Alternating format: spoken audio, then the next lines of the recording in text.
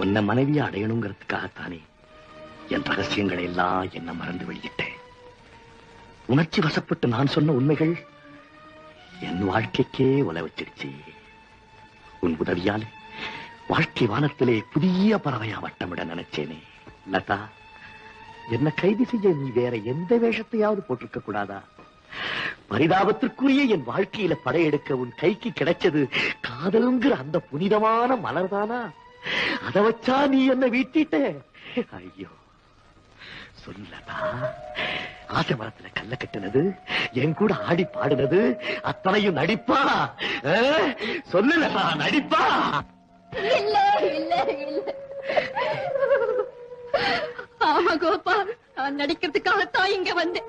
கடமைக்காக ஆரம்பத்திலே கொஞ்சம் நடிக்கவும் செய்தேன். ஆனா தூய்மையான உங்க அன்புக்கு முன்னாலே என் நடிப்பு